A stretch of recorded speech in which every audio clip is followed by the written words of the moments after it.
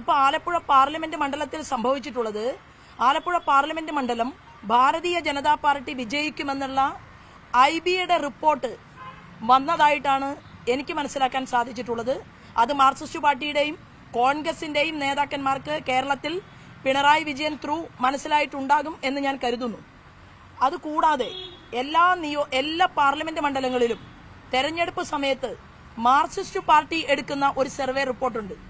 ആ Marxist party എടുത്ത survey റിപ്പോർട്ടിന്റെ അടിസ്ഥാനത്തിലും ശോഭാ സുരേന്ദ്രൻ ആലപ്പുഴ പാർലമെന്റ് മണ്ഡലത്തിൽ വിജയിക്കാൻ പോകുന്നു എന്നുള്ള റിപ്പോർട്ട് അവരുടെ കമ്മിറ്റികൾക്ക് കിട്ടിയിരിക്കുകയാണ്.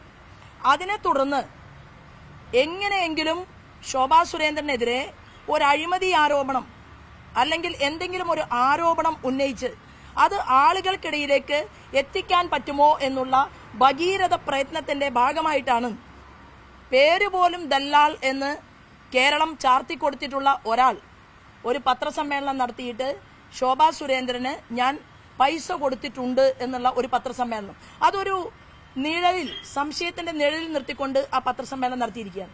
എനിക്ക് പറയാനുള്ളത്, കഴിഞ്ഞ കഴക്കൂട്ടം തെരഞ്ഞെടുപ്പിൽ ഞാൻ സ്ഥാനാർത്ഥിയായിരുന്നു. അതിശക്തമായി ഭാരതീയ ജനതാ പാർട്ടിയുടെ പ്രവർത്തനം മുന്നോട്ട് പോകുന്നതിനിടയിൽ ഇതുപോലെ തന്നെ ഒരു വ്യാജ ഓഡിയോ എനിക്കെതിരെ ഇറക്കിയുണ്ടായി. ഈ വ്യാജ ഓഡിയോയിൽ സംസാരിക്കുന്നത് പിന്നീട് ഞാൻ കണ്ടുപിടിച്ചു, ഇയാളുടെ ശബ്ദം എനിക്കറിയില്ല, വ്യാജ ഓഡിയോയിലെ സംസാരിക്കുന്ന വ്യക്തിയെ എനിക്കറിയില്ല. വ്യാജ ഓഡിയോയ്ക്കകത്തുള്ള 2 വ്യക്തികൾ എനിക്ക് പരിചയമുണ്ട്, ഒരാളെ എനിക്ക് പരിചയമില്ല. ഒരു 2 മാസക്കാലം അന്വേഷിച്ചതിന് ശേഷം എനിക്ക് അയാളെ പിടുത്തം കിട്ടി. അയാളുടെ പേര് മനസ്സിലായി. അയാളുടെ പേര് പാലക്കാട്ടുകാരൻ ഐസക് ആണ്. ഐസക് അവിടെ വലിയ ഒരു മാള് നടത്തിക്കൊണ്ടിരിക്കുകയാണ്. ഈ ഐസക് എന്ന് പറയുന്ന ആൾ സ്വർണ്ണക്കടത്തുമായി ബന്ധപ്പെട്ടുകൊണ്ടുള്ള പിണറായി വിജയന്റെ ചില വിഷയങ്ങളിൽ ഇടനിലക്കാരനായി വർത്തിച്ചിട്ടുള്ള ഒരാളാണ്. അത് മാധ്യമ സുഹൃത്തുക്കൾക്ക് ആരാണ് മാർക്സിസ്റ്റ് പാർട്ടിയുടെ മാള്, പാലക്കാടിലെ വലിയ മാൾ നടത്തിക്കൊണ്ടിരിക്കുന്ന ഐസക് എന്ന് അന്വേഷിച്ചാൽ മാധ്യമ സുഹൃത്തുക്കൾക്ക് അയാളെ കുറിച്ചുള്ള കൂടുതൽ വിവരങ്ങൾ കിട്ടും.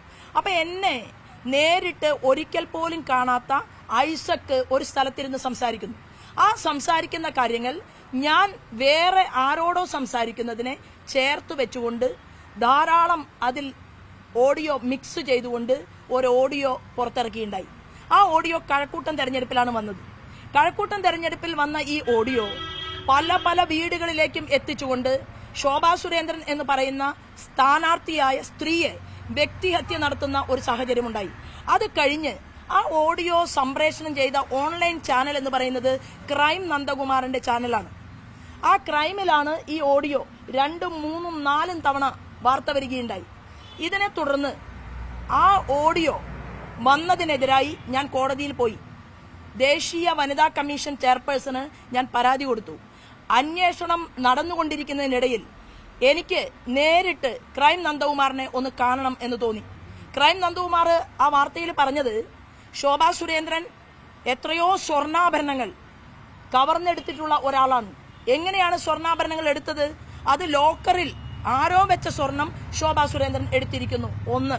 രണ്ടാമത് പറഞ്ഞത്, ദേശീയ പാതയോരത്ത് ശോഭാ സുരേന്ദ്രന് 20 ലക്ഷം വില വരുന്ന ഭൂമിയുണ്ട് എന്നാണ് പറഞ്ഞത്. 2 ആരോപണങ്ങളാണ് ആ ഓഡിയോയിൽ പുറത്തു വന്നത്. ഞാൻ ക്രൈം നന്ദകുമാറിനെ കാണാൻ നേരിട്ട് പോയി. ഞാൻ അവിടെ ചെന്നു. ഞാൻ നേരിട്ട് ചോദിച്ചു, നിങ്ങൾക്ക് ശോഭാ സുരേന്ദ്രൻ ആരാണ് എന്നറിയുമോ?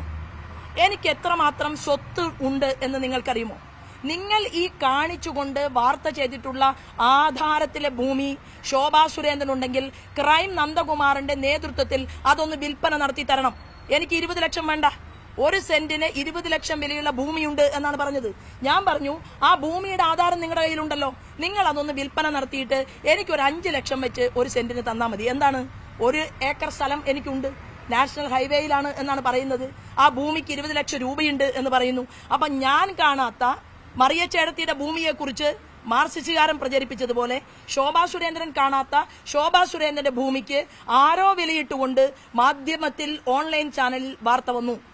ഞാൻ വിശദീകരിച്ചു. എന്റെ തറവാട്ട് വീട്ടിലേക്ക് എന്റെ അമ്മയെ കാണാൻ 90 വയസ്സ് കഴിഞ്ഞ വാർദ്ധക്യപ്രായമുള്ള 800 സ്ക്വയർ ഫീറ്റ് വീട്ടിൽ താമസിക്കുന്ന എന്റെ അമ്മയെ കാണാൻ ശ്രീമാൻ ക്രൈം നന്ദകുമാറിനെ ഞാൻ വിളിച്ചുകൊണ്ടുപോകുന്നു. തൊട്ടടുത്ത് താമസിക്കുന്ന എന്റെ ചേച്ചിയാണ്, എന്റെ സ്വന്തം ചേച്ചിയാണ്. തൊഴിലുറപ്പ് പദ്ധതിയുടെ ജോലിക്ക് പോകുന്ന ഒരു സ്ത്രീയാണ്. അവരുടെ പേര് രത്നകുമാരി എന്നാണ്. വടക്കാഞ്ചേരി നിയോജക മണ്ഡലത്തിൽ തെക്കുംകര പഞ്ചായത്തിൽ മണലിത്ര വില്ലേജിൽ കണ്ടംപുള്ളി കൃഷ്ണന്റെ മകളായിട്ടുള്ള ശോഭാ സുരേന്ദ്രന്റെ ചേച്ചി. ആ ചേച്ചിയാണ് എൻ്റെ അമ്മയുടെ സഹായിയായിട്ട് അവിടെ ജീവിക്കുന്നത്. ആ ചേച്ചിക്ക് തൊഴിലുറപ്പ് പദ്ധതിയുടെ പണിക്ക് പോയ സ്ഥലത്ത് നിന്ന് അവരെ വിളിച്ചുകൊണ്ടുവന്ന് ക്രൈം നന്ദകുമാറിനെ ഞാൻ കാണിച്ചു. ഞാൻ അദ്ദേഹത്തോട് പറഞ്ഞത്, എന്റെ സുപ്രീം കോടതി എന്ന് പറയുന്നത് ഗുരുവായൂരപ്പനാണ്. നിങ്ങൾ ഇത്തരത്തിലുള്ള വാർത്ത എനിക്കെതിരെ ചെയ്താൽ അതിന്റെ രേഖകളുമായി നിങ്ങളൊന്ന് അന്വേഷണം നടത്തണം. ആദ്യമായിട്ട് ക്രൈം നന്ദകുമാർ എന്ന് പറയുന്ന ഓൺലൈൻ ചാനൽ നടത്തുന്ന വ്യക്തി, അദ്ദേഹം പരസ്യമായിട്ട് മാധ്യമ സുഹൃത്തുക്കളെല്ലാം ശ്രദ്ധിച്ചിട്ടുണ്ടാകും, അദ്ദേഹം മാപ്പ് പറഞ്ഞത് ഒരേ ഒരു പൊളിറ്റീഷ്യനോടാണ്, ഒരേ ഒരു രാഷ്ട്രീയ നേതാവിനോടാണ് കേരളത്തിൽ. അദ്ദേഹം എത്രയോ വാർത്തകൾ ചെയ്തിട്ടുണ്ട്. ഒരു വാർത്തയും ശ്രീമാൻ ക്രൈം നന്ദകുമാർ പിൻവലിച്ചിട്ടില്ല. എനിക്കെതിരെ നടത്തിയ വാർത്ത അത് അക്ഷന്തവ്യമായി തെറ്റായി പോയി, ഞാൻ ശോഭാ സുരേന്ദ്രനോട് മാപ്പ് ചോദിക്കുന്നു എന്ന് പറഞ്ഞുകൊണ്ടാണ് ആ ഓൺലൈൻ ചാനലിൽ വാർത്ത വന്നിട്ടുള്ളത്.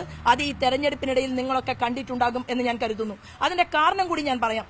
ക്രൈമിൽ എന്നോട് ഒരു അഭിമുഖം ചോദിച്ചു. ഇതിനുശേഷം എന്നെ മനസ്സിലാക്കി, എന്റെ വീട് കണ്ടു, എന്റെ ബന്ധുക്കളെ കണ്ടു, എല്ലാം കണ്ടതിന് ശേഷം മനസ്സിൽ വേദന തോന്നിയിട്ട് ഈ വാർത്ത തിരുത്താൻ തയ്യാറായിട്ടുള്ള അദ്ദേഹം ഒരു ഇന്റർവ്യൂ ചോദിച്ച സമയത്ത് ഞാൻ പറഞ്ഞു, എന്നെ ഏറ്റവും കൂടുതൽ വേദനിപ്പിച്ച ഒരാളാണ്, അതുകൊണ്ട് എനിക്ക് അഭിമുഖം തരുന്നതിൽ കുറച്ച് ബുദ്ധിമുട്ടുകളുണ്ട്.